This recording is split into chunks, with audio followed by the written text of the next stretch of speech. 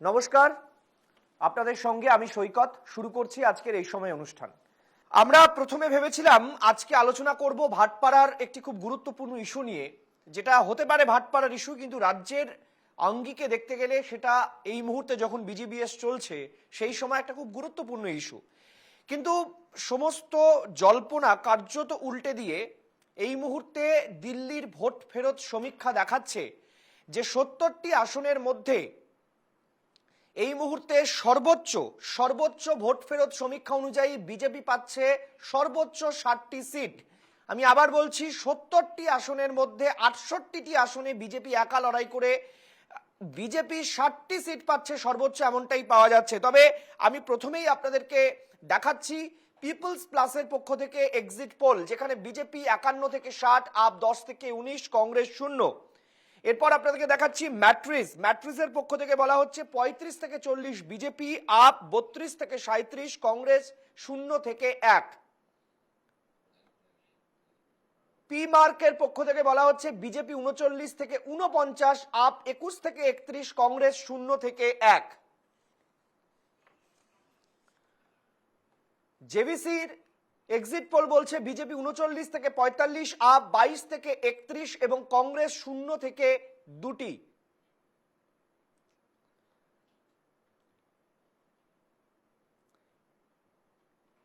পরপর এক্সিট পোলগুলি আপনাদেরকে দেখাচ্ছি।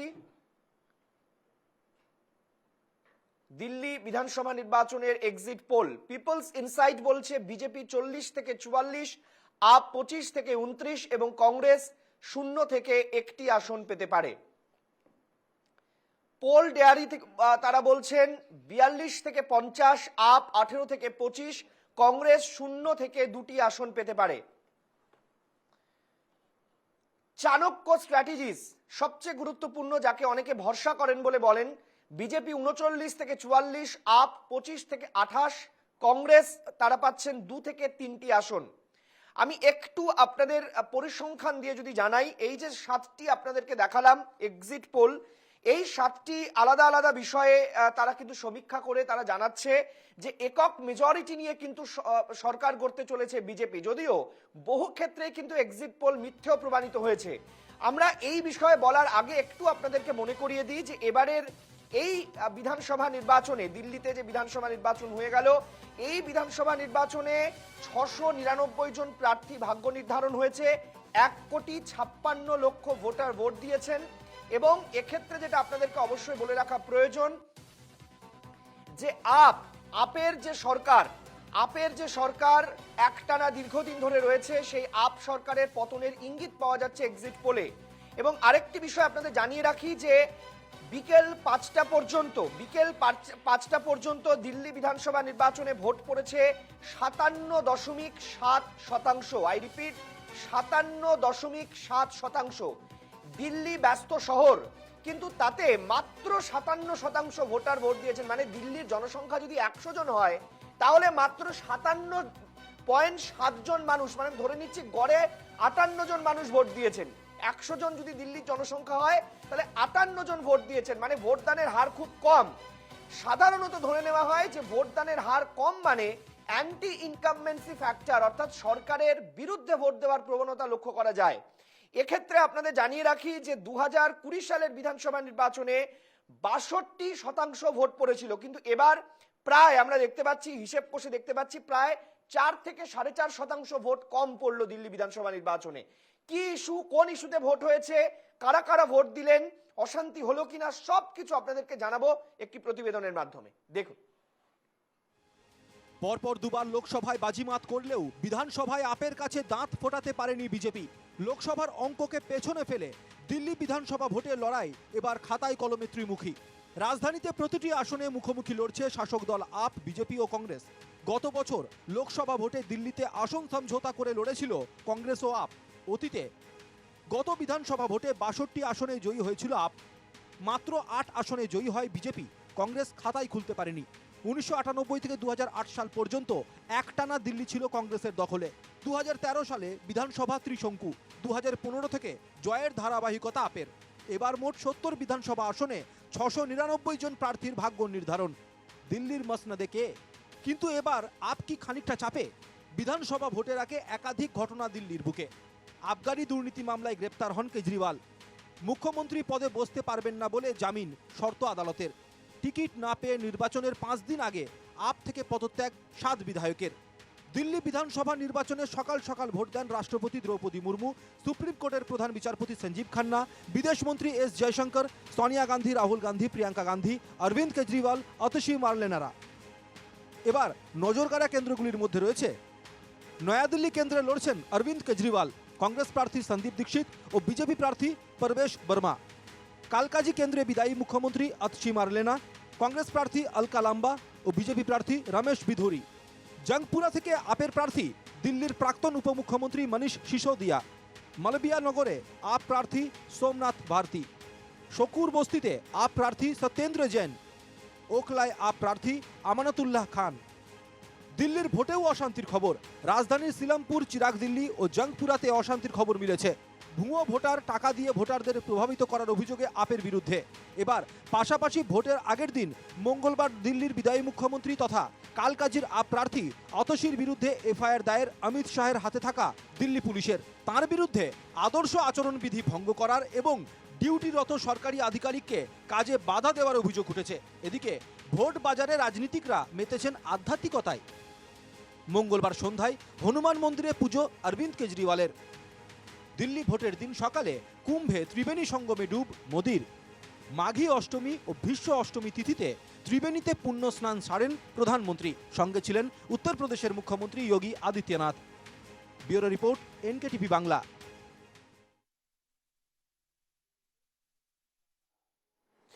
আমি পরিচয় পর্বে আসবো। আমাদের সঙ্গে যারা প্যানেলিস্ট রয়েছেন, আমার সঙ্গে রয়েছেন অশোক ভট্টাচার্য, কংগ্রেস মুখপাত্র। অশোক দা, আপনাকে স্বাগত। আমার সঙ্গে রয়েছেন অধ্যাপক দীপঙ্কর সরকার, বিজেপি মুখপাত্র, আপনাকে স্বাগত। রয়েছেন নীলাঞ্জন দাস, তৃণমূল কংগ্রেস সমর্থক। নীলাঞ্জন, আপনাকে স্বাগত। রয়েছেন শুভাশিস বন্দ্যোপাধ্যায়, রাজনৈতিক বিশ্লেষক। আমার প্রথম প্রশ্ন আজকে কংগ্রেসকে দিয়ে করা উচিত, কিন্তু আমি প্রথম প্রশ্ন আজকে বিজেপিকে দিয়ে শুরু করব। আমি দীপঙ্কর দা, আপনার কাছে জানতে চাইছি যে দিল্লিতে এবার আপেরই ফেরার কথা ছিল। এর অনেকগুলো কারণ রয়েছে। সেটা হচ্ছে, আমরা দেখলাম অরবিন্দ কেজরিওয়ালকে লোকসভা নির্বাচনের আগে যেভাবে তাকে গ্রেফতার করা হলো এবং তিনি যেভাবে ফেরত এলেন, তাতে যেভাবে ভৎসনা করা হয়েছে কেন্দ্রীয় এজেন্সিকে, তাতে এটা স্পষ্ট হয়ে যাচ্ছিল যে দিল্লিতে একটা সিম্প্যাথি ফ্যাক্টর কাজ করতে পারে। কিন্তু এক্সিট পোল সম্পূর্ণ অন্য কথা বলছে। কোথাও কোনো এক্সিট পোলে বলছে না যে বিজেপি, মাফ করবেন, আপ তারা সরকার করতে পারে। এবং সেখানে কংগ্রেসেরও হাল এত খারাপ যে তারা যদি আগের বারের বিধানসভার মতো যদি তারা সমঝোতা করে ভোটের পরে সমঝোতা করে তাহলে সেটা হতে পারে। কিন্তু এবার প্রথম থেকে কংগ্রেস আপের বিরুদ্ধে প্রচার করেছে, ফলে পরবর্তীতেও সমঝোতা হওয়ার কোনো সম্ভাবনা নেই। ফলে বিজেপির রাস্তা কি অনেকটা পরিষ্কার হয়ে গেল? দেখুন, দিল্লিতে বিধানসভা নির্বাচনে একরকম ফল হয়, লোকসভা নির্বাচনে আরেকবার ফল হয়। আমরা লোকসভা নির্বাচনে পরপর 3 বারই হোয়াইট ওয়াশ করে কংগ্রেস এবং আপকে দিয়ে আমরা 7টা সিটি পেয়েছি, কিন্তু বিধানসভা নির্বাচনে ভারতীয় জনতা পার্টি আশানুরূপ ফল করতে পারেনি। একটা প্রশ্ন থাকে, কিন্তু এবার নির্বাচনে এক্সিট পোল দেখাচ্ছে যে বিজেপি আসতে পারে এবং সবাই সেটা বলছে। যাও 8 তারিখে সেটা পরিষ্কার হবে, সেটা নিয়ে পরবর্তীতে আরো আলোচনা হবে। কিন্তু কথা হচ্ছে কি, যে কেন দিল্লির মানুষের মনের মধ্যে এটা, দেখুন অনেক কিছু বিষয় এখানে আলোচনা হয়েছে, সেই সব কথাগুলো বলতে গেলে রিপিট করা হবে, আমি সেদিকে যাচ্ছি না। আমি বলতে চাই, দিল্লিতে যে লোকসভা নির্বাচনের আগে এনডিএ জোটের একটা বিরোধী জোট হয়েছিল, ইন্ডি জোট, সেই ইন্ডি জোটের অবস্থা দিল্লিতে কি হয়েছে দেখুন। দিল্লিতে নির্বাচনী প্রচারে গিয়ে কংগ্রেসের নেতা, লোকসভার বিরোধী দলের নেতা এবং রাহুল গান্ধী একটা সবাইকে দাঁড়িয়ে বলছেন যে, যেখানে দাঁড়িয়ে বলছে যে আপের যে প্রধান অরবিন্দ কেজরিওয়াল, তিনি আবগারি দুর্নীতি করেছে এবং তাকে জেলের মধ্যে থাকা উচিত, সে কেন এখন বাইরে, এরকম একটা প্রশ্ন তিনি এখানে। এবং আমি আজকে দেখছিলাম সেই সভার পরের দিনই আপ ওখানে সভা করে বলেছে যে এখানে ন্যাশনাল হেরাল্ড মামলায় ভাইপো, শালা এবং ভগ্নিপতি দুজনই জেলে থাকার কথা, তারা কেন বাইরে রয়েছে। আমার কথা হচ্ছে, এই 6 মাস আগে এই রাজনৈতিক দল দুটি বিজেপির বিরুদ্ধে একসাথে জোট করে গিয়ে দিল্লিতে মানুষকে বললো বিজেপিকে হারাও, আবার ঠিক 6 মাস পরে গিয়ে একজন আরেকজনকে বলছে ও চোর জেলের বাইরে কেন আর এ চোর জেলের বাইরে কেন। দিল্লির মানুষের কাছে দিল্লির মানুষ আমাদের গ্রাম অঞ্চলের মানুষ থেকে তো অনেকটা শিক্ষিত এবং তাদের রাজনৈতিক দূরদর্শিতা অনেক বেশি, ফলে তারা সেই রাজনৈতিক দূরদর্শিতা তাদের সামনে দেখেছে যে কাদেরকে আমরা নির্বাচিত করছি, একে চোর বলছি একে চোর বলছি, অথচ 6 মাস আগে এরাই নিজেরা বলেছিল বিজেপি চোর, বিজেপি চোর সেটা মানেনি, বাংলা দিল্লির লোক ভোট দিয়ে প্রমাণ করে দিয়েছে। না, এখানে একটা জিনিস আমার এই- বলে রাখা এই যে দরকার, চোরের যে খেলা। আপনি বলতে চাইছেন যে দিল্লিতে দুর্নীতি বরাবরই একটা বড় ইস্যু। কেন আমি আমি দ্বিতীয় বলছি? পয়েন্টে হ্যাঁ। ছোট্ট একটা বিষয় না, আরেকটা দিল্লিতে নির্বাচনের আরেকটা সব থেকে বড় বিষয় ছিল হচ্ছে গিয়ে যমুনা দূষণ। কারণ অরবিন্দ কেজরিওয়াল প্রথম নির্বাচনেই বলেছিলেন যে আমি 6 মাসের মধ্যে যমুনা দূষণ মুক্ত করব, প্রয়োজন আমি পরিবার নিয়ে সেখানে স্নান করব। আজকে তিনবার নির্বাচন এসে গেল, যমুনা দূষণ তো কমেনি, উপরন্ত যমুনায় দূষণ বেড়েছে। দিল্লির মানুষ এগুলো দেখছে যে এই যে কথাগুলো বলেছিলেন অরবিন্দ কেজরিওয়াল একজন আইএএস অফিসার হিসেবে তাকে ভরসা করেছিল, কিন্তু দেখা গেছে তিনি সেই কাজটা সঠিকভাবে করতে পারেননি, ফলে দিল্লির মানুষের চোখ খুলে গেছে যে কে করছে আর কে করতে পারছে না। আমি ফলে যেটা স্বাভাবিকভাবেই যেটা এটা বলছিলাম হয়েছে। বারবার করে যে দিল্লিতে দুর্নীতি একটা বড় ইস্যু। দিল্লির মানুষ, যেটা আপনিও বললেন যে দিল্লির শহর কেন্দ্রিক শহরতলিতে যারা বসবাস করেন, দিল্লি আমাদের রাজধানী, দিল্লির ভোট আমরা দেখেছি যে বহু ক্ষেত্রে তারা সরকারের সঙ্গে থাকেন, আবার বিপক্ষেও যান, এই উদাহরণ রয়েছে। কিন্তু অরবিন্দ কেজরিওয়ালের উত্থান যদি আপনারা দেখেন, যে আন্না হাজারের সঙ্গে থেকে একটা দুর্নীতি বিরোধী মুখ উঠে এসে তিনি দিল্লির প্রথম বললেন যে দিল্লির জল সমস্যা দূরীকরণ করবেন, বিদ্যুৎ সাশ্রয়ী বিদ্যুৎ তিনি দেবেন, এই দুটো ছিল তার মূল ইস্যু, এবং দিল্লিতে দুর্নীতি তিনি বিরোধী বার্তা দিয়েছিলেন। সেই অরবিন্দ কেজরিওয়ালের বিরুদ্ধেই যখন আবকারি দুর্নীতি মামলায় কোটি কোটি টাকা তাকে ঘুষ নেওয়ার অভিযোগ, তিনি জেলে চলে গেলেন, তখন কি দিল্লির মানুষ এটা চিন্তা করলেন যে না, কংগ্রেসকে বিদায় দিয়েছি, কেজরিওয়ালকে এবার বিদায় দেওয়ার সময় আবার ফিরিয়ে আনো সেই বহুদিন আগে কার্যত দিল্লিতে হিমঘরে চলে যাওয়া বিজেপিকে? এইটা আমি একটু কংগ্রেসের কাছে জানতে চাইছি অশোকদা, যে তাহলে আপনাদের কেন বিশ্বাস করতে পারছে না বিজেপি? দিল্লির বুকে যদি কংগ্রেসের বিশ্বাসযোগ্যতা তৈরি না হয়, সেই কংগ্রেস থেকে ইন্ডিয়া জোটকে মোদির বিরোধিতায় সারা ভারতবর্ষে ছড়িয়ে দেবার যে স্রোত আপনারা তৈরি করতে চাইছেন, সেটা কিভাবে সম্ভব? প্রথম কথাটা হচ্ছে, আপনাদের আলোচনা শুনে মনে হচ্ছে যে দিল্লি বিধানসভা নির্বাচনের ফলাফল হয়তো এই মাত্র প্রকাশিত হলো। তা যদি হয়ে থাকে তাহলে আপনার কথার উত্তর আমি দেব, আর তা যদি না হয়ে থাকে তাহলে আমাকে বলতে হয় যে কথাগুলো, সেটা বলার জন্য আশা করি আমাকে একটু সময় দেবেন। গত লোকসভা নির্বাচনে এক্সিট পোলকে কেন্দ্র করে যে চরম দুর্নীতি আমরা দেখেছি, যে এক্সিট পোলকে প্রকাশ হওয়ার আগে দেশের স্বরাষ্ট্রমন্ত্রী অমিত শাহ বলছেন, বিদায়ী স্বরাষ্ট্রমন্ত্রী বলছেন যে আপনারা যেদিনকে লোকসভা নির্বাচনের কাউন্টিং, তার আগের দিন পর্যন্ত একটা কার্টন কল মানে ডেট বেঁধে দিয়ে এই সময়ের মধ্যে আপনারা প্রচুরভাবে শেয়ার কিনুন।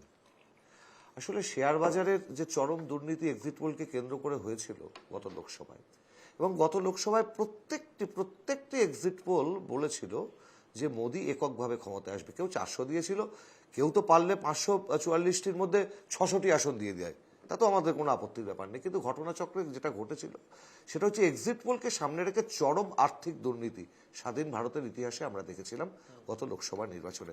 সুতরাং এক্সিট পোলকে কেন্দ্র করে আমি কোনো রকম মন্তব্য করতে চাই না, শুধু এইটুকুন বলতে চাই যে সংবাদ মাধ্যমের প্রতি গণতন্ত্রের চতুর্থ স্তম্ভ মানুষ ভরসা রাখেন, সেই সংবাদ মাধ্যমকে ব্যবহার করে আসলে ব্যাপারটা কি হয় জানেন সৈকত, হিরেন যোশীর ফোন আসলে বিভিন্ন সংবাদ মাধ্যম থর করে কাঁপে, এটা আমরা সবাই জানি। যাই হোক, আমি অন্য আলোচনায় আসছি।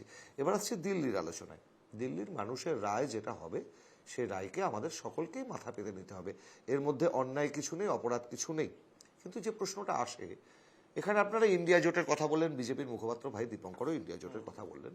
আসলে ইন্ডিয়া জোটের লড়াইটা ছিল আমাদের ধর্মনিরপেক্ষতা, তাকে রক্ষা করার লড়াই, সংবিধান আক্রান্ত তাকে রক্ষা করার লড়াই, দেশ বাঁচানো তার লড়াই। এখন আমরা এই আলোচনায় ব্যাখ্যা বহুবার দিয়েছি। কলকাতা মাঠে ইস্টবেঙ্গল বনাম মোহামেডানের খেলা হয়, মোহামেডান বনাম মোহনবাগানের খেলা হয়, ইস্টবেঙ্গল বনাম মোহনবাগানের খেলা হয়। কিন্তু যখন দেশের প্রশ্ন আসে তখন সবাই আমরা একসাথে লড়ি, কারণ ভারতবর্ষের জন্য। ইন্ডিয়া জোটটা সেই কারণে গঠিত হয়েছিল, সেই জোট অটুট রয়েছে, সেটা নিয়ে প্রশ্ন নয়। কিন্তু গত লোকসভাতেও আমরা দেখেছি দিল্লিতে জোট হয়েছিল আপের সাথে আমাদের, অথবা পাঞ্জাবে জোট হয়নি। এটা খুব সিগনিফিকেন্ট কথাই এটা সৈকত। আমি কাউকে ছোট বড় না করে বলতে চাইছি, এ রাজ্যে তৃণমূলই হোক আর ওইখানে আপুই হোক, আমি তথ্যের কথা বলছি। কংগ্রেস কোথাও বিজেপির কাছে হেরেছে, কোথাও বিজেপির থেকে ক্ষমতা দখল করে নিয়েছে। এই যে দুটি রাজনৈতিক দল, কেউ কিন্তু বিজেপির হাত থেকে ক্ষমতা দখল করেছে এটা দেখাতে পারবে না। পাঞ্জাবে আগে দিল্লিতে কংগ্রেসকে ক্ষমতাচ্যুত করে আপ ক্ষমতায় এসেছে, পাঞ্জাবেও তাই কংগ্রেসকে ক্ষমতাচ্যুত করে আপ ক্ষমতায় এসেছে। এ রাজ্যেও তৃণমূল সিপিআইএম কে ক্ষমতাচ্যুত করে ক্ষমতায় এসেছে। আমি কিন্তু অন্য জায়গায় যাচ্ছি না, কারোর জয়কে এখানে খাটো করার জন্য আমি বলতে আসিনি কথাটা, আমি তথ্যের কথা বললাম। এবার কথাটা হচ্ছে এই জায়গাটাতে আপের বিরুদ্ধে মারাত্মক রকমের একটা দুর্নীতির অভিযোগ। প্রশ্ন করতেই পারো তুমি, আমি জানি এরপরে কাউন্টার প্রশ্ন বিভিন্ন জায়গা থেকে ছুটে আসবে, তাহলে মশাই আপনারা কেন মানে একা লড়লেন, আপনারা কেন জোট করলেন না দিল্লিতে। আসল ব্যাপারটা হচ্ছে এই জায়গাটাতে যে রিজিওনাল ক্ষেত্রে দেখো ভাই, আপকে ক্ষমতায় আনার দায়িত্ব দায়বদ্ধতা তো কংগ্রেস নিয়ে রাখেনি। এ রাজ্যে তৃণমূলকে ক্ষমতায় রাখার দায়বদ্ধতা কংগ্রেস নিয়ে রাখেনি। আমরা জানি যে আমাদের লড়াইটা বিজেপির বিরুদ্ধে যদি হয় তাহলে তার প্রায়োরিটিটার মানে ভর কেন্দ্রে রয়েছে আরএসএস এর বিরুদ্ধে লড়াই। আমাদের লড়াইটা বিচারধারার লড়াই। একটু আগে বলছিল দুর্নীতির কথা, সত্যি তো দুর্নীতির বিরুদ্ধে লড়াই। আজকে মনে হয় না এই প্রশ্ন উঠবে না মানুষের কাছে? এত দুর্নীতির প্রশ্ন, কোটি কোটি টাকার দুর্নীতির প্রশ্ন, রাফায়েল নিয়ে দুর্নীতির প্রশ্ন, আচ্ছা তারপরে ধরে নাও তুমি আদানি কাণ্ডে যে দুর্নীতির প্রশ্ন, যে দুর্নীতিটা স্বাধীনোত্তর ভারতবর্ষে মারাত্মক দুর্নীতি, তারপরে ধরে নাও তুমি আমাদের এর দুর্নীতি নোটবন্দিকে কেন্দ্র করে যেটা ডক্টর মনমোহন সিং বলেছিলেন, ইট ওয়াজ এ অর্গানাইজড লুট। আচ্ছা আমি অন্য কথা বলছি না, আমার মনে হয় না মাননীয় আন্না হাজরে তিনি দীর্ঘজীবী হন, সুস্থ থাকুন, কিন্তু প্রশ্ন তো ওঠে যে তার আন্দোলনের, তার ন্যায়পরায়ণতার কি নির্বিকল্প সমাধি ঘটেছে? এ প্রশ্ন তো উঠবে। আজকে শুধুমাত্র কংগ্রেসকে হারাতে হবে, শুধুমাত্র কংগ্রেসকে ক্ষমতাচ্যুত করতে হবে, এই এজেন্ডা নিয়ে যারা আরএসএস বিজেপির হাত শক্ত করেছিল, আজকে হয়তো তার রিভার্স সুইং হচ্ছে। অশোকদা, আপনার কথায় আমি জানি না, আপনার এই বক্তব্যে আমি একটা বিষয় বুঝতে পারছি যে আপনার কথায় মনে হচ্ছে যারা কংগ্রেসের সঙ্গে হাত মেলাচ্ছে না এবং যারা কংগ্রেসের বিরুদ্ধে কথা বলছে তারা সবাই, আমার কথা শুনে আগেই রিয়াকশন দিচ্ছে নীলাঞ্জন, তারা সবাই বিজেপির লোক, আর কংগ্রেস চাইছে সেই আঞ্চলিক দলগুলো ভারতবর্ষ থেকে উঠে যাক। আমি নীলাঞ্জনের কাছে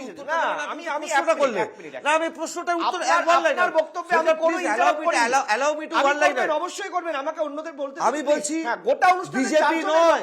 অশোক, আমি একটা কথা বলছি, আপনি বলবেন বিজেপি নয় আমাদের, আমি বলতে চাইছি নীলাঞ্জনের কাছে, আরএসএস এর বিরুদ্ধে লড়াই কিনা এটা ক্লিয়ার করুন। একদম ঠিক, আমি নীলাঞ্জনের কাছে, নীলাঞ্জনের কাছে যেতে চাইছি। নীলাঞ্জন, মমতা বন্দ্যোপাধ্যায় সবচেয়ে বেশি কংগ্রেসের বিরোধিতা করেছেন 2024 সালের পর থেকে। এমনকি এত মমতা বন্দ্যোপাধ্যায়ের জোরালো বক্তব্য যে কংগ্রেস সভাপতি পর্যন্ত বদল হয়ে গেল। আমি জানি না এটা কাকতালীয় কিনা। যিনি কংগ্রেসের সবচেয়ে ভালো চান বলে কংগ্রেসের অনেকে মনে করেন, সে অধীর বাবুকে কংগ্রেস বদল করে দিল, এমনকি তাকে যোগ্য সম্মান পর্যন্ত দেওয়া হয়নি। আমি বলছি না, কংগ্রেসের একজন মানে সেক্রেটারি লেভেলের যিনি, তিনি অধীর চৌধুরী যাওয়ার পর তাকে এক্স বলে সম্বোধন করেন। আমি ঠিক বলছি তো? অশোকদা একটু মনে করার চেষ্টা করবেন। না না, আপনি ভুল বলছেন, আপনি বিভ্রান্ত করছেন সৈকত, আপনি বিভ্রান্ত করছেন। না, বিভ্রান্ত করছি না, আমি বিভ্রান্ত করছি না, আমি সঠিক পথে যাওয়ার চেষ্টা করছি, সত্যিটা তুলে আনার চেষ্টা করছি। সত্যি সবসময় কঠিন হয়, আপনি অর্ধ সত্য বলেছেন। আমি নীলাঞ্জন জানতে চাইছি, আবার বলছি আমি আপনার কোনো কথা বিরোধিতা করলাম না। তৃণমূল উঠে যাক কংগ্রেস চাইছে, অধীর চৌধুরী প্রসঙ্গে তৃণমূল উঠে যাক কংগ্রেস চাইছে। শুনুন, কংগ্রেস তো প্রায় উঠে যেতেই বসেছিল, যেরকম ভাবে তাদের গ্রাফটা যাচ্ছিল। আমরা খুব খুশি যে অনেকদিন বাদে আমাদের একজন বিরোধী দল নেতা হয়েছে লোকসভায়, এবং সকলে মিলে একটা ফাইট করার একটা চিন্তা ভাবনা চলছিল। কিন্তু আবারও যেটা কংগ্রেসকে আমরা সবসময় বলি riding on the high horse, সেই জিনিসটা আমরা বারবার তাদের দেখেছি। পশ্চিমবঙ্গে তারা হঠাৎ করে শুরু করে দিল বাম, আইএসএফ সবাইকে নিয়ে তাদের ফাইট করতে হবে।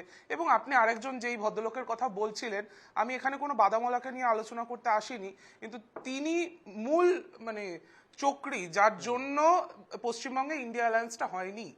মুখ্যমন্ত্রী মমতা বন্দ্যোপাধ্যায় বলেছিলেন যে মালদাতে 2টি সিট কংগ্রেসের সাথে সমঝোতা করে পশ্চিমবঙ্গে লড়ার চিন্তা ভাবনা ছিল, তাহলে হয়তো ইন্ডিয়া জোটে আরেকটি মানে ইন্ডিয়ার যে কিটি, অল ওভার যে ন্যাশনাল কিটি, সেখানে আরেকটা মানে 100 পূর্ণ সাংসদ হয়ে আমরা যেত পেতাম। কংগ্রেসের, মানে 101টি আসন হতো। হ্যাঁ হ্যাঁ, আর একটি আসন তারা পেতেন। 101, যাই হোক, 99 আরো 2 যোগ করলে 101। যাই হোক, তারা মনে করেন যে পশ্চিমবঙ্গে তারা মানে নিজেরা লড়াই করতে পারবেন, বামফ্রন্টের সাথে সমঝোতা করে তারা লড়াই করতে পারবেন, তার যা রেজাল্ট সেটা আমরা দেখেছি। তো ওই জন্য পশ্চিমবঙ্গে কংগ্রেস অপ্রাসঙ্গিক, পশ্চিমবঙ্গে আপেরও যা প্রাসঙ্গিকতা কংগ্রেসেরও একই প্রাসঙ্গিকতা।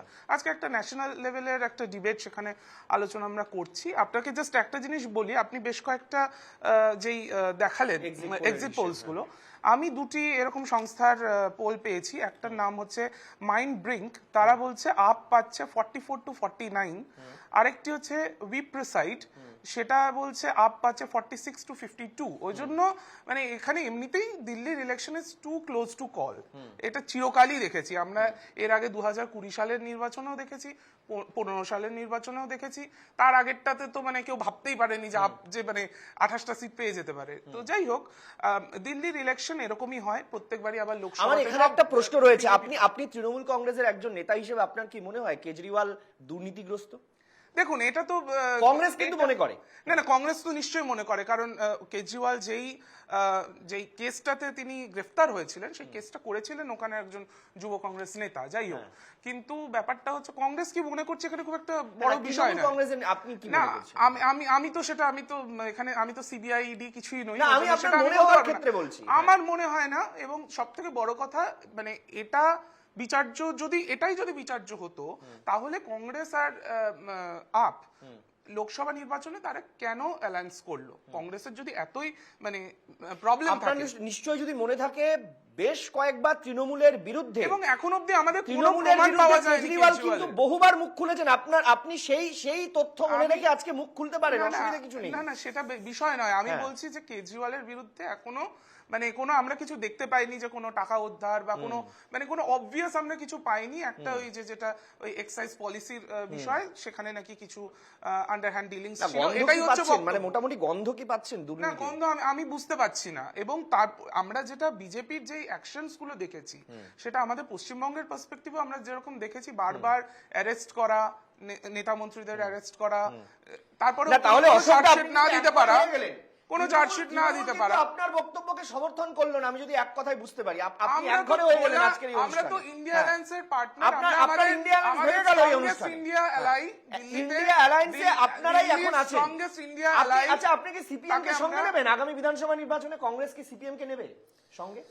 দেখুন, আপনারা প্রথমেই বলেছেন যে ইয়ে কে নেবেন না, আইএসএফ কে নেবেন না। আইএসএফ সাম্প্রদায়িক দল বলেছেন। শুনুন না, আইএসএফ নিয়ে আমাদের সেদিনও যা স্ট্যান্ড ছিল, আজও তাই আছে, আগামী দিনেও তাই থাকবে। এত বড় কথা আমি দলের মুখপাত্র হিসেবে বলতে পারি, কিন্তু তৃণমূলের হয়ে যিনি এখানে গলা ফাটাচ্ছেন তিনি জানি না তৃণমূলের কতটা দায়িত্ব নিতে পারবেন। আমি কিন্তু কংগ্রেসের দায়িত্বটা নিয়ে বললাম, সেদিনও বলেছি আমরা আইএসএফ এর সাথে। নীলাঞ্জন রাজ্য স্তরের তৃণমূল কংগ্রেসের একটি আমি জানি না, আমি নীলাঞ্জনকে আমি অত্যধিক ভালোবাসি, আমার ভাইয়ের মতন। ওর প্রজ্ঞা, রাজনৈতিক প্রজ্ঞা, তাকে ব্যক্তিগতভাবে আমি সম্মান করি, শ্রদ্ধা করি। আমি বলছি অন্য কথা সৈকত, আমার কথাটা ঘুরিয়ে দিয়ে কোনো লাভ নেই। আমি কংগ্রেসের দায়বদ্ধতা যতটা নিতে পারছি, আইএসএফ সেদিনও আমাদের কাছে, আমি বলছি আইএসএফ, সিপিএম, আরে বলতে দাও ভাই, বলতে দাও। হ্যাঁ। আইএসএফ সেদিনও আমাদের কাছে ব্রাত্য ছিল, আজও ব্রাত্য, আগামী দিনও ব্রাত্য থাকবে। এত বড় কথা কংগ্রেসের পক্ষ থেকে দায়িত্ব নিয়ে আমি বলতে পারি। এটা গেল 1 নম্বর। এবার যদি থাকে লেফটের ব্যাপার, লেফটের সাথে তো আমাদের জোট ভাই কোথাও কোনোদিন ভেঙে যায়নি। যতবার হাত ছেড়েছে লেফট ছেড়েছে, আমরা তো কোথাও ছাড়িনি। কোথাও দেখাতে পারবে না তুমি আজ অব্দি। এবার লেফটের সাথে আমাদের সিট অ্যালায়েন্স বা সিট অ্যাডজাস্টমেন্ট থাকবে কি থাকবে না, সেটা দলের উচ্চতর নেতৃত্ব তারা ঠিক করবেন। আমি এই স্টুডিও, আমি ভাই নীলাঞ্জন তোমার মাঝে বলিনি, এটা সহিষ্ণু হও। তুমি তো আরএসএস নাও ভাই, কেন করছেন না? তুমি তো আরএসএস নাও। মানে কংগ্রেস বুঝতে পারছে এই রাজ্যে কংগ্রেস সাইনবোর্ড হয়ে গেছে। ভাই মানে আপনারা কেরালায় করছেন না, দিল্লিতে করছেন না, কেরালায় করছেন না, দিল্লিতে করছেন না, তাহলে এখানে কেন আপনারা উজ্জ্ব কথা বলছেন কেন? আমি একটা কথা বলছি, অস্তিত্ব সংকট। পশ্চিমবঙ্গে কংগ্রেস সাইনবোর্ড হয়ে গেছে, এটা 1998 সাল থেকে যিনি বলে আসেন তার নাম মাননীয় মমতা বন্দ্যোপাধ্যায়। আজ পর্যন্ত 2025 সাল অব্দি নাকি কংগ্রেস সাইনবোর্ড হয়ে যাচ্ছে, আর প্রতিদিনই নাকি কংগ্রেস থেকে লোক ঢুকে যাচ্ছে তাদের এখানে। কিন্তু মমতা কোথা থেকে বন্দ্যোপাধ্যায় যা আসছে? বলছেন তা তো হুবহু মিলে যাচ্ছে। মমতা বন্দ্যোপাধ্যায় বলেছিলেন তৃণমূল ছাড়া একটি সিটও কংগ্রেস জিততে পারবে না। আপনারা একটি সিট জিতেছেন, একটা কথা একটি বলছি, সিট জিতেছেন, একটা জেতা কথা আসন বলছি, জিতেছেন। সৈকত রাজনীতি অধীর চৌধুরী হেরে যাবে আপনি বিশ্বাস করতেন একজন কংগ্রেসী হিসাবে? না না না না, আপনি বিশ্বাস করতেন? আপনি অনুষ্ঠানে বলুন না, ওপেন এয়ারে বলুন না। সৈকত আপনি একটা বিশ্বাস কথা করতেন? বলছি, আমি রাজনীতির ছাত্র। হ্যাঁ। ইন্দিরা গান্ধী রায়বেরেলি থেকে হেরেছেন। না না আমি বুদ্ধদেব অত দূরে যাচ্ছি না। সৈকত দুদিন আগেও দাদা, সৈকত। আপনার রাজ্য সভাপতি ছিলেন, আপনি বলুন না এই অনুষ্ঠানে। সৈকত, হ্যাঁ। আপনি সংবাদ মাধ্যমের দীর্ঘদিনের মানুষ। 2011-তে যাদবপুরে বুদ্ধদেব ভট্টাচার্য হারবে আপনি বিশ্বাস করেছেন? বুকে হাত দিয়ে বলুন তো। আরে বুদ্ধদেব বাবুর হার অন্য বিষয়। হার আমি- আমি আমি বলতে চাইছি অধীর গোল গোল চৌধুরী কথা যাকে ভাই আমাকে রবিন বলো না। বলা হতো। গোল গোল কথা আমি বলতে আসিনি। ইন্দিরা সংসদীয় রাজনীতিতে ইন্দিরা গান্ধীও রায়বেরেলি থেকে হেরেছেন, অটল বিহারী বাজপেয়ীও হেরেছেন। হারাটা জেতাটার মধ্যে পরের নাক কেটে নিজের মানে পরের বুঝলাম নাক না। কেটে যাত্রা ভঙ্গের যে হিসেবটা আপনি বুঝলাম না। দিলেন, আমি একটা কথা বলছি, নিজের একটা কথা নাক বলতে কেটে হবে। পরের যাত্রা ভঙ্গের যে Exactly, ইঙ্গিত আপনি exactly দিলেন, what you are. আমি জানি না এটা Exactly. কংগ্রেসের ঘোষিত এজেন্ডা কিনা। আমি যদি জানি, হয় আমি তৃণমূল জানি। তো আগামী দিনে আমি ভাবতে জানি, হবে। চাইছি, আমি হ্যাঁ। জানি। না, না, হ্যাঁ। পশ্চিমবঙ্গ এবং আমি জানি না দিল্লিতে এটা। তাদের একই স্ট্যান্ড, আরে, একই এক স্ট্যান্ড। মিনিট, আমি তারা বলবো। বিজেপি আমি বাসন্তী এবং স্বরাজ, আমি বলছি আমি কংগ্রেসের জানতে সমর্থকরা চাইছি, বলছে কংগ্রেসের কংগ্রেসের স্বরাজ তিনি আমি জানতে দিল্লির চাইছি- বিজেপি সভাপতি বাসুরি স্বরাজ আরে, আমি আমাদের জানতে এক্সক্লুসিভ চাইছি- ইন্টারভিউ দিয়েছেন। তিনি কি বলছেন অশোক দা, আমি আলোচনায় আসবো, তার বক্তব্যটা আমি একটু শুনবো, তারপর আসছি। दिल्ली में लोग अपने मताधिकार का प्रयोग कर रहे हैं और ऐसे में हमारे साथ में खास तौर पर बीजेपी सांसद बांसुरी स्वराज जी मौजूद हैं। उन्होंने भी अपने मताधिकार का प्रयोग किया है, हम उनसे बात करेंगे। मैडम, आपने अपने मताधिकार का जी प्रयोग बिल्कुल किया करा है। है और आपके लिए इस बार क्या मुद्दे हैं? देखिए यहाँ पर एक दशक से जो कुशासन चल रहा है उसके कारण जो बेसिक अमेनिटीज़ यानी सड़क, पानी, बिजली, सूएज, ड्रेनेज, हेल्थ, इनमें जो व्यवस्थाएं पूरी तरीके से चरमरा गई हैं, ये दिल्ली के चुनाव का बहुत बड़ा मुद्दा है। इसीलिए देवतुल्य मतदाता से करबद्ध प्रार्थना करती हूँ, विकसित राष्ट्र की विकसित राजधानी के लिए कृपया आज भारी संख्या में अपने नज़दीकी मतदान केंद्र पर जाइए और अपने मत का प्रयोग ज़रूर करिए। मैडम, एक अरविंद केजरीवाल के ऊपर भी एफआईआर हुई है, साथ साथ आतिशी जो मुख्यमंत्री हैं उनके ऊपर भी एफआईआर हुई है। इस पूरे मामले को आप कितना गंभीर देख रही हैं चुनाव को? देखिए ये मामला बहुत ही ज़्यादा गंभीर है। जहाँ तक आतिशी जी का सवाल है, बहुत संगीन आरोप लगे हैं कि कैश पकड़ा गया और गैर कानूनी गतिविधियाँ हो रही थी, तो स्वाभाविक सी बात है कि उस पर कार्रवाई होगी। और रही बात केजरीवाल जी की, तो मैंने कहा ना, चुनावी जुमलों से बढ़कर आगे वो चुनावी छलावों में पड़ गए हैं और जिस प्रकार की वो डर की राजनीति कर रहे हैं, जहाँ पर इतने बड़े झूठ का उन्होंने सहारा लिया कि भाई यमुना जी में किसी प्रकार का जहर छोड़ दिया है हरियाणा की सरकार ने, सरासर झूठ है। खुद दिल्ली जल बोर्ड ने इस बात का खंडन करा है, जो केजरीवाल जी के अधिकार क्षेत्र के नीचे ही आता है। ऐसे में स्वाभाविक है कि कानूनी कार्रवाई होगी। तो मैडम, इस बार काफ़ी आप लोग की तरफ से, बीजेपी की तरफ से तमाम जो स्टार प्रचारक थे उन्होंने प्रचार किया, मानते हैं इसका फ़ायदा मिलेगा? देखिए ये सारे के सारे जितने भी बड़े नेता हों, स्टार प्रचारक हों, हम सब अल्टीमेटली भारतीय जनता पार्टी के कर्मठ कार्यकर्ता हैं और संगठन का जो हमारा दायित्व है, संगठन के प्रति जो हमारी जिम्मेदारी है, वो हम सब मिलकर निभाते हैं। धन्यवाद। ये थी बांसुरी स्वराज जी, जिन्होंने साफ तौर पर ये कहा और अपील की मतदाताओं से कि अपने घरों से बाहर लिख लें और अपने मताधिकार का प्रयोग তার करें। বক্তব্য আমি একটু চলে যাচ্ছি এই মুহূর্তে সুভাষিস বন্দ্যোপাধ্যায় রাজনৈতিক বিশ্লেষকের কাছে। সুভাষিস বাবু, আমার কোথাও মনে হচ্ছে যে কংগ্রেস 24-এর নির্বাচন থেকে 99টা সিট পাওয়ার পর তাদের একটা অদ্ভুত আত্মবিশ্বাস তৈরি হয়েছে। যতগুলো ক্ষেত্রে আমরা দেখছি, পরপর ক্ষেত্রে, বহু ক্ষেত্রে কংগ্রেস এবং তার সঙ্গে থাকা অ্যালাইড যে দলগুলো রয়েছে তাদের বহু ক্ষেত্রে মতবিরোধ হচ্ছে। ইন্ডিয়া অ্যালায়েন্স নিয়ে ইন্ডিয়ার নেতারাই তাদের প্রশ্ন তুলে দিচ্ছে, ইন্ডিয়ার কাজ কি। এমনকি রাহুল গান্ধী সংসদে দাঁড়িয়ে বলছেন আমাদেরকে এবার ভাবতে হবে। রাহুল গান্ধী তো স্বয়ং কংগ্রেসের সমালোচনা করছেন যে বিগত 10 বছরে তাদের মনমোহন সিং এর জমানায় কর্মসংস্থান নিয়ে বুঝতেই পারেননি, মানুষের যুবদের কাছে তারা বুঝতেই পারেননি, তারা জানেনি না, তারা বলছেন। আমি বলছি এটা অন্য কথা। আমি বলছি কংগ্রেস কি একটা ভয়ঙ্কর পদক্ষেপের দিকে যাচ্ছে? মানে এই আত্মবিশ্বাস কংগ্রেসকে বিপদে ফেলে দেবে না তো? আমি বলছি রেজাল্ট যাই হোক, এখনো তো এক্সিট পোল, এটা নিয়ে সত্যি ভাবার কিছু নেই, কিন্তু কংগ্রেসকে বিপদে ফেলবে না তো? দেখো সৈকত, দুটো বিষয় না বললেই নয়। প্রথম কথাটা হচ্ছে যে কংগ্রেসের আত্মবিশ্বাস যেটাকে তুমি বলছো, আমি কোথাও গিয়ে ওটাকে একটা মেগালোম্যানিয়াক একটা প্রবলেম মনে হচ্ছে আমার। আর দ্বিতীয় জিনিসটা, আরেকটা জিনিস, কংগ্রেস দাদার কথা শুনে আমার যেটা খুব ভালো লাগলো, সেটা কংগ্রেস পলিটিক্যাল পার্টি থেকে এখন একটা এনজিও রূপে অন্যদের উন্নয়ন, অন্যদের তুলে ধরা, অন্যদের রাজনৈতিকভাবে আপলিফমেন্ট, এই নিয়ে প্রচুর সময় এবং প্রচুর পলিসি নিশ্চয়ই করতে চলেছে আগামী দিনের। দাদা একজন সিনিয়র লিডার বললেন বারবার যে বিভিন্ন ছোট ছোট দল, যেমন ধরুন তৃণমূল কংগ্রেস, সিপিআইএম, সিপিআই, যারা ভারতবর্ষে কোনো রেলেভেন্সি নেই, তাদেরকে ধরে ধরে কংগ্রেস হাতে ধরে ধরে তুলছে, তাদের লিডার। অসাধারণ কাজ, মানে ভারতবর্ষের রাজনীতির মানে পটভূমিটাকেই ওনারা পাল্টে ফেলছেন। এ তো স্বাধীনতার আগে যেরকম কংগ্রেস শুনেছিলাম, আজকে তাই দেখছি, এ তো মানে আমার গায়ে কাটা দিচ্ছিল বসে বসে, যে এরকম ভাবা যায় না আর কি। আর আরেকটা জিনিস আমার অবাক লাগছে, এই এক অদ্ভুত প্রেমের গল্প। আমি তোমার সাথে প্রেম করব কলকাতায়, আমি কিন্তু বর্ধমানে গিয়ে ভাই তোমার শত্রু। আমি আবার আরেকটু এগিয়ে গেলাম, পুরুলিয়া গিয়ে আমাদের ঘনমগ্ন প্রেম, আবার আসানসোলে গিয়ে কিন্তু আমাদের প্রেম নেই। তো এবার এটা প্রবলেম কি হয় জানো তো? প্রবলেম হয় বাপ মার, যে বিয়ে দেবে কি দেবে না। বাপ মা তো বুঝতে পারছে না, বাপ মা ভোট ব্যাংকের সামনে গিয়ে বুঝতে পারছে না যে দাদা আমি যাকে ভোট দিতে চলেছি এই রিজিয়নে কি আমার ছেলে আর ওই মেয়েটি কি প্রেমের সম্পর্কে আছে কি নেই। এবার আমাদেরকে একটা জিনিস বুঝতে হবে যে দেশটা ঠিক কিভাবে ভাবছে। দেশ কিন্তু ইউনিডাইমেনশনাল মাইন্ডসেটে ভাবছে, যেটা বিজেপির ফরেই হোক, বিজেপির এগেনস্টেই হোক। এবং আজকের ডেটে একটা কথা অস্বীকার করে লাভ নেই যে বিজেপি লোকসভা ইলেকশনের আগে একটা 400 সিট পাওয়ার একটা যে ন্যারেটিভ তৈরি করেছিল, সেটা পলিটিক্যালি করুক, বিভিন্ন শেয়ার বাজারকে ইনফ্লুয়েন্স করতে করুক, যে কারণেই করে দেবো। আপনি খুব কশাসলি শব্দটা ব্যবহার করলেন, ন্যারেটিভ। হ্যাঁ, ন্যারেটিভ, একটা ন্যারেটিভ তৈরি হয়েছিল এবং আজকে এটা তো হয়েছিল, আমরা সবাই শুনেছি। এখানে সব থেকে ইম্পর্টেন্ট জিনিস যেটা, তারা সেই সিট পেয়েছে কি পায়নি সেটা ইম্পর্টেন্ট না, এটা বোঝার দরকার আছে যে বিজেপি অ্যালায়েড ফরমেশন করে একটা গভর্নমেন্ট চালাচ্ছে। এখানে আমার সুভাষিস একটা জিনিস আবার বলার দরকার, এই ভাবনাটার প্রবক্তা কিন্তু মমতা বন্দ্যোপাধ্যায়, কিন্তু তিনি কিন্তু অন্যভাবে কথাটা বুঝেছিলেন।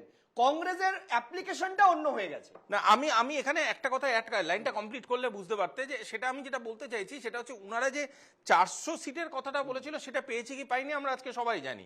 কিন্তু এটাও ঠিক কথা, উনারা যে 250টা সিট নিয়ে যে অ্যালাইড গভর্নমেন্টটা ফর্ম করেছে, কংগ্রেস গত যে 3-4টে গভর্নমেন্ট ফর্ম করেছে তাতে একটাতেও 170টা সিটের উপরে যায়নি।